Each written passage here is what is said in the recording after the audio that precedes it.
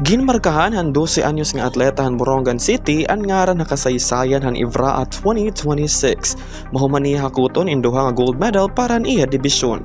Ni John Harold A. Gayo, pambato tiga nga may Pangdan Elementary School, insyahan nga nagpakitan iya kapaspas sa 110-meter hurdles elementary level.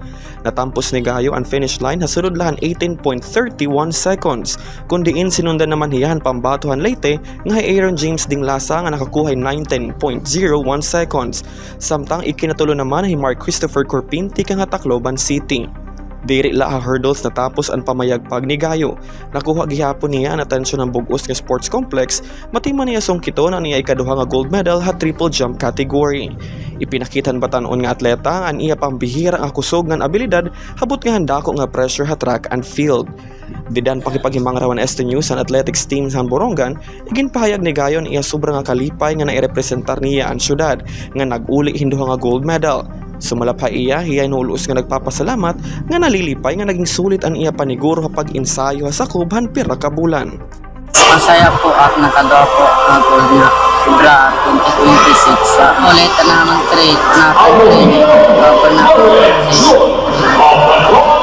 Ini nga dako ang kadaugan ay naging posible ha ilarom han disiplinado nga dedikado nga pagiyahan iya mga coaches nga Sir Jose Anela ngan Ma'am Nympha A. Esplago. Sumalakan Ma'am Nympha, ulo siyang nagpapasalamat han nga tanan nga naging kapartehan kadaugan han iya student athlete. Dugang paniya, mas paniniguruan panira ang training para tunti arabot nga 66 palarong pambansa ha Agusan del Sur. Sir, I am over the moon. Darahan achievement ginhatag ni John Harold and School Division ng Borongan City. Haduha nga uyas, primero ang 110 meters hurdles, ang ikaduha ang triple jump. Tinikangan niya na, kailangan talaga naman, kailangan ni John Harold ipuspusan niya training para maging successful ito niya representation itong region palarong pambansa. On behalf of the Schools Division of Borongan City or ang delegation of Borongan City, kariyag ko magpasalamat kan Sir Tarcisio Norongbaba, who is the man behind the achievement of John Harold. Diya talaga ang nag-train kan John Harold para hini. Nga hangatanan nga mga pinuli, kan Schools Division. Thank you so much on your support and city government and Borongan City.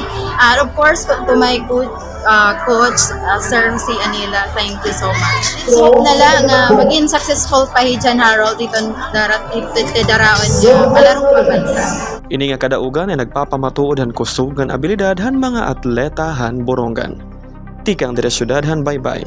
Julius Gilbert Malian, Eastern Summer News Service.